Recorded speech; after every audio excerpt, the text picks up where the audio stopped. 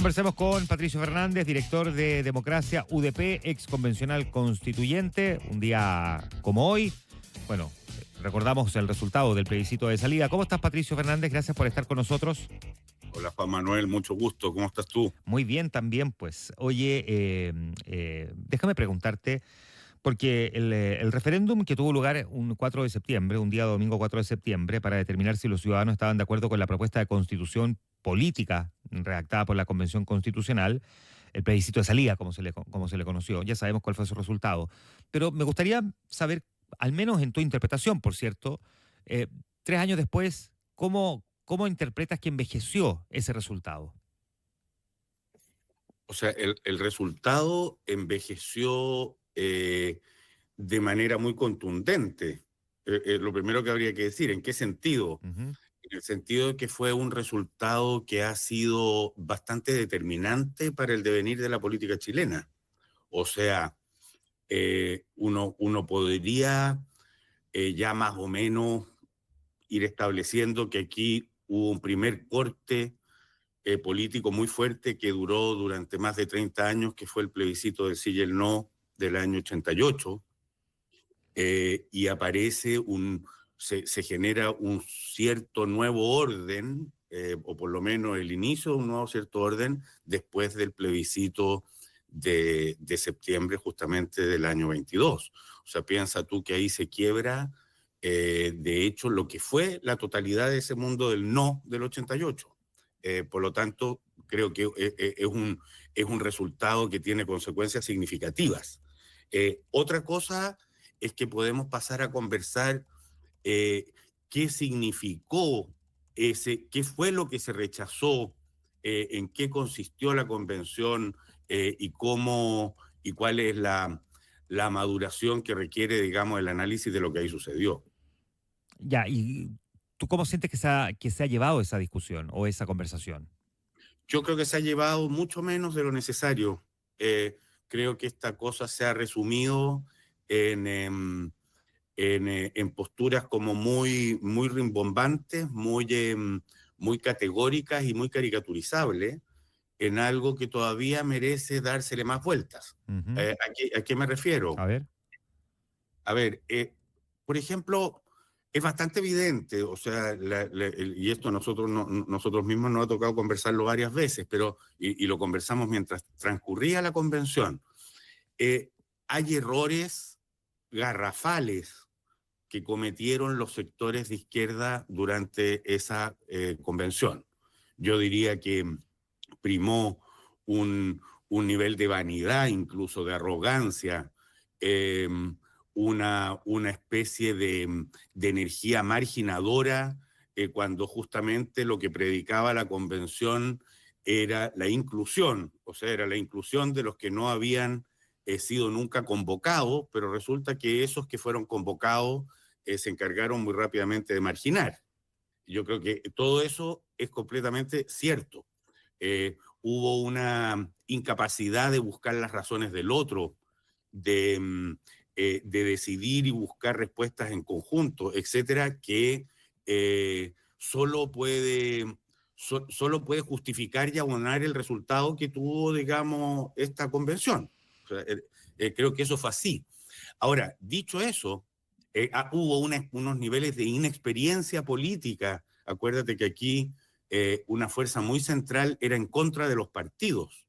Por lo tanto, hubo acá eh, una, una dificultad para acordar y para constituir construcción de poder, y no solo, digamos, poner en circulación causas que eran entonces muy sentidas por grupos de la ciudadanía, sino que además para llevar adelante la solución de ellas, una dificultad muy grande.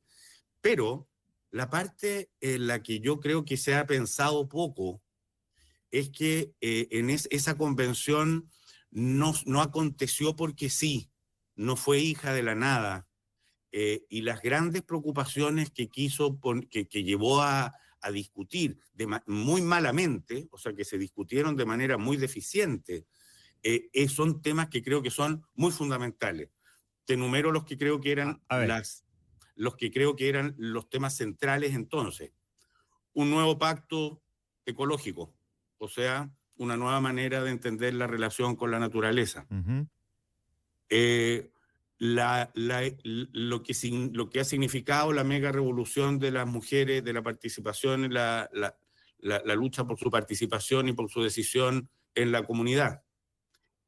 Las diversidades culturales, que ese es un paquete más grande que el simple grito de la plurinacionalidad, que fue una respuesta puntual eh, que algunos ensalzaron con mucho énfasis, pero que incorpora las diversidades genéricas, La, culturales, la multiculturalidad, como se conoce también en el... la multiculturalidad, Claro. los derechos sociales, que a quién nos comprometemos como comunidad respecto de algunos derechos en cada uno de los miembros de esa comunidad. Llámese esto, educación, salud, se incorporó acá uno que no había estado en la discusión verdadera, que era vivienda, etcétera. Y diría que finalmente un nuevo ordenamiento del Estado, sistema político, también tema que tuvo una solución muy desdichada y muy poco, digamos, conducente. Pero todos estos temas, y yo agregaría incluso, si tú quieres, pero se mezcla de alguna manera con todo, es justamente cómo se incorpora un mega cambio tecnológico que está habiendo en nuestra realidad, digamos, a las maneras en que nos entendemos. Todo esto, todos estos son temas que después del trato poco feliz que tuvieron en la convención, parecen ser vistos al día de hoy como una mega estupidez como tonteras, digamos, de locos, cuando creo que en realidad son asuntos que merecen mucha atención. ¿Cuánto de esas cosas que tú acabas de describir, entonces, Patricio, crees que hoy día siguen estando sobre la mesa como parte de la discusión, no como parte del el reclamo o de la demanda, sino como parte activa de una discusión que se esté teniendo políticamente o socialmente, al menos? Eso es lo que me llama la atención, que muy poco. No solo, no, o sea, cambió de manera radical la pauta. Hoy día pareciera que todo se juega en la conversación en torno a la seguridad y el crecimiento. Dos temas que seré el último en menospreciar, pero que están muy lejos de ser dos temas capaces de opacar una pauta de transformaciones de la comunidad en la que vivimos por muy largo tiempo. Mira, yo he comentado que así como, sí, esto es algo que yo creo que los chilenos tenemos que tratar de tomar conciencia, A ver. así como para el estallido social existía una altisonancia muy grande que decía algo así como que Chile era el país más desigual, más marginador, más segregado y más injusto del mundo. Que aquí se vivía una situación poco menos que insostenible, o sea que esto ya no aguantaba más, lo que es una desproporción de diagnóstico inconmensurable. Hoy día hay otros que dicen que aquí se vive unos niveles de inseguridad, de estancamiento, de crisis económica, etcétera, que tienen al país en algo así como un estado de máxima emergencia. Los dos diagnósticos son falsos. Los dos diagnósticos son desproporcionados. Ahora, espérate, ¿son diagnósticos reales o son eslogan en campaña electoral? Porque una cosa es que alguien haga un diagnóstico y que el diagnóstico esté equivocado, pero tenía la mejor intención y a lo mejor equivocó digamos, la utilización de herramientas para el diagnóstico, ya en eso ya nos ha pasado en algunas otras épocas de nuestra historia. Pero otra cosa muy distinta es que alguien esté diciendo esto o lo otro con fines más bien electoreros, ni siquiera electorales.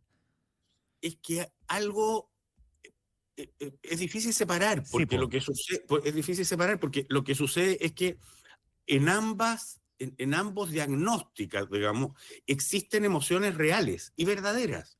En Chile hay gente efectivamente que vive una situación muy segregada, hay gente que vive situación de mucha injusticia, de mucha impotencia y que de pronto sus expectativas y sus esperanzas de mejora son menos que en otro tiempo y eso genera angustia. Eso es y fue verdad, sí. Es verdad que vivimos una situación de inseguridad que Chile no conocía, que ha cambiado mucho en las últimas décadas de su historia. Es verdad que Chile está medio empantanado en su crecimiento desde hace aproximadamente 12, 14 años, depende de quién le preguntes tú, también es verdad. Pero ¿significa eso Ah, que esto es una catástrofe, etcétera, etcétera? No. Ahora, ¿por qué se transforma esto en el eslogan electorero? Porque también algo que ya sabemos es que estamos, como nunca la política está movida por emociones rápidas, como nunca, y que esto debe tener que ver con las nuevas situaciones de las comunicaciones, con las velocidades de los teléfonos, con la inmediatez con que nos enteramos de cosas y con el poco tiempo que le damos a la reflexión frente a la sustitución de mensajes sucesivos, digamos, todos muy urgentes que te llevan a tener más impactos emocionales que el tiempo necesario para pensar tranquilamente. Pero el asunto eh, es que Chile no vive ninguna de esas situaciones, tiene necesidades por supuesto y nada de chicas, pero es un país que no vive en esos niveles de derrumbe. En fin, esto solo para decir que así como son importantes los temas a los que nos estamos viendo retados en la inmediatez de hoy, hay temas permanentes que que tuvieron una oportunidad única de ser resueltos democráticamente y de una manera, digamos, eh, reflexiva, acogedora, conjunta, que nos farreamos de manera tremenda. ya, tú socializas digamos, el farreo, ¿no? ¿Por qué lo socializas? Porque dices nos farreamos. Porque fui parte de esa convención, pues, Sí, como no, por lo pero tanto. uno puede entender que, claro, fuiste parte de la convención, pero ¿por qué asumes tú como una cuota de responsabilidad cuando al mismo tiempo en la descripción tú defines qué sectores políticos fundamentalmente son los que cometieron, digamos, el error de cálculo de no haber entendido que probablemente haberse pasado la lista de cosas que le quisieron agregar al proyecto constitucional derivaron en el rechazo tan masivo? Porque mira, es verdad que hay mundos mucho más responsables que otros. Ujú. De hecho, eh, acá una parte a la que hay de hecho un sector acá de la derecha que merece cierto reconocimiento y que fue muy maltratado. Hay una mitad que llegó de hecho a colaborar y que nunca fue recepcionada. Después hay unos sectores, yo creo que efectivamente el Frente Amplio tuvo una responsabilidad muy importante porque tenían además el llamado de ser de alguna manera quienes gobernaran la convención, porque pues, no solo eran un grupo grande, sino que pasaban a ser gobierno. Claro. Es verdad que el Partido Comunista tuvo un rol muy importante porque de alguna manera eh, fueron los que acogieron y le dieron dirección o le dieron, ¿cómo decirlo? Pusieron su experiencia al servicio de esos grupos independientes, dígase Lista del Pueblo, movimientos sociales, eh, de Escaño manera, reservado.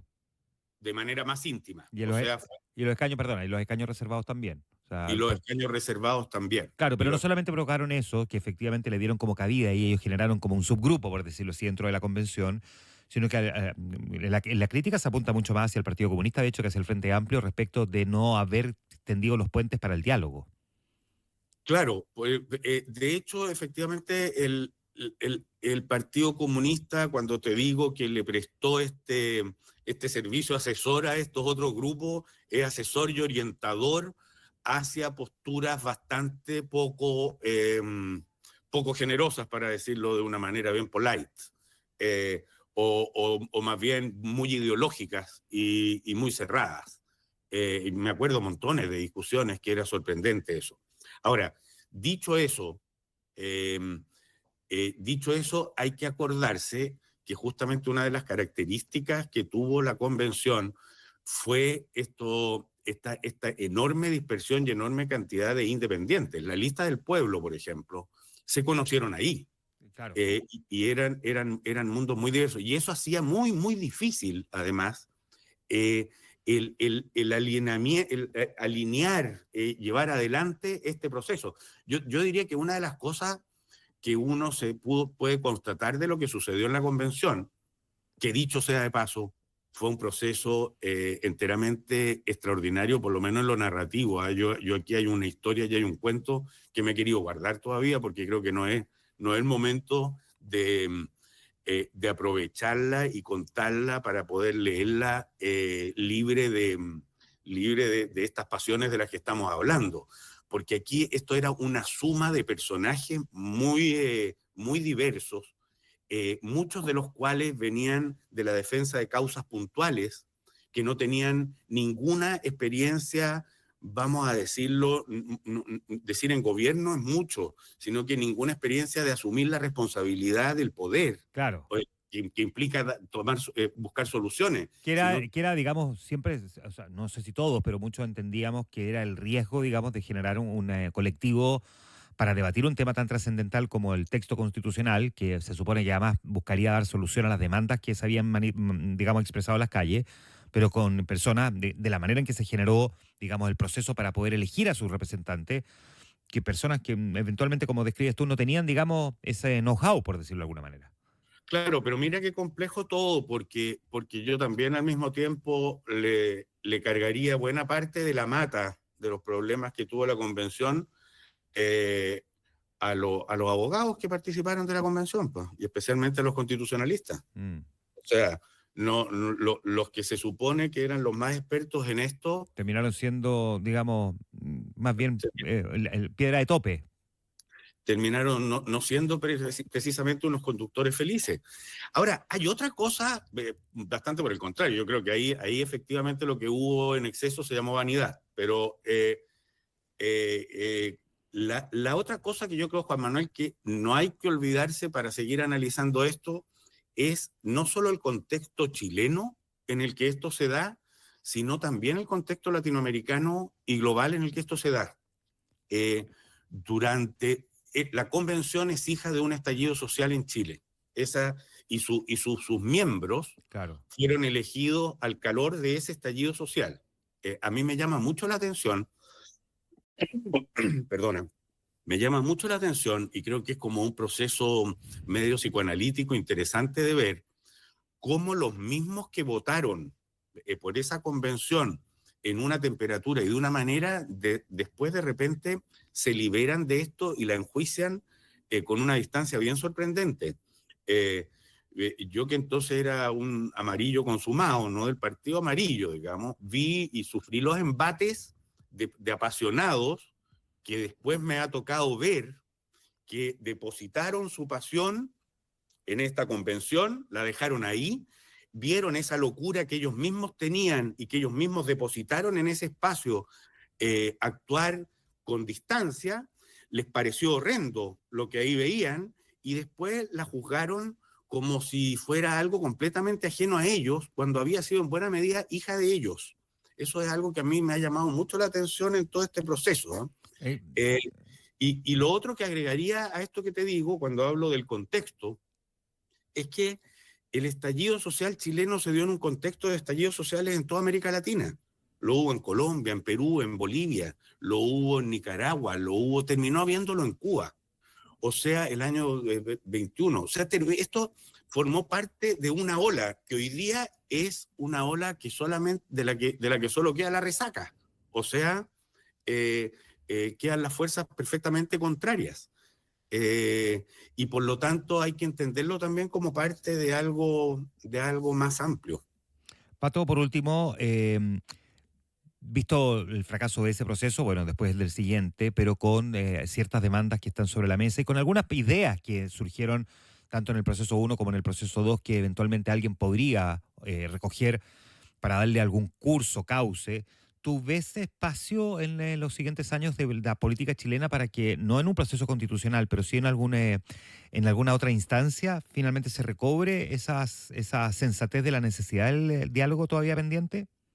Mira, a ver, dos cosas distintas. Yo no solo veo la posibilidad de que los temas que mencionaba antes vuelvan a ser discutidos, sino que veo la imposibilidad de que no lo sean. O sea, no han desaparecido ninguno de estos temas nucleares de nuestra convivencia, de estos retos en las nuevas circunstancias que vivimos hacia adelante. O sea, creo que los vamos a tener que encarar.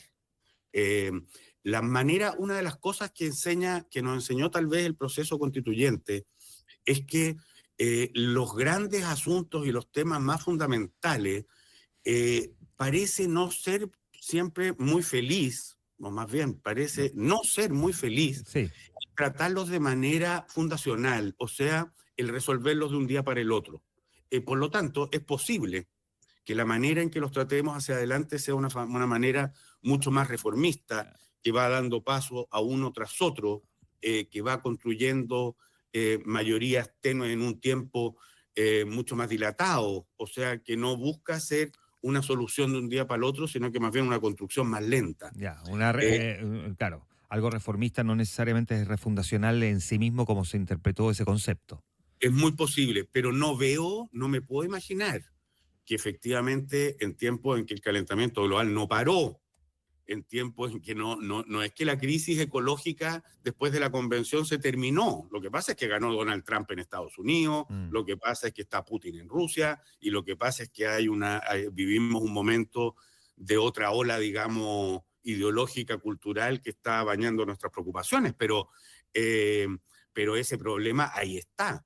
Las mujeres, es verdad que se produjo una cierta reacción ante pasiones o ante un tren que en algún momento pareció ir contra vientos y mareas, digamos, sin delicadeza ninguna, pero de que las mujeres van a seguir avanzando, lo requieren y lo experimentan en sus conquistas de derechos y en una participación igualitaria. ¿Te cabe alguna duda a ti que esto va a seguir o debiera seguir? Yo creo que no. Y así sucesivamente. Necesitamos, en tiempos en que los partidos políticos no representan a nadie, en tiempos en que las diferencias se multiplican, en tiempos en que un porcentaje no pequeño de la población cambia de pareceres y tiene opiniones que antes hubieran parecido contradictorias frente a distintas problemáticas, va a ser necesario buscar nuevas maneras de ponernos de acuerdo, no me cabe ninguna duda. Incluso creo que una tarea muy central a preguntarse desde el mundo de la política hacia adelante es ¿qué es hoy día un partido político? Porque parece ser que todavía los necesitamos, pero ya no son lo que fueron. O sea, ya no son esos mundos intermedios que aglutinan voces dispersas para representarla en un espacio de discusión. Parecen ser otra cosa. Y esa es en sí mismo una nueva conversación que podríamos tener más adelante. Patricio Fernández, gracias por estar esta mañana con nosotros. Un gusto, Juan Manuel. Chao. Muchas gracias, Pato Fernández, director de Democracia UDP y ex convencional constituyente.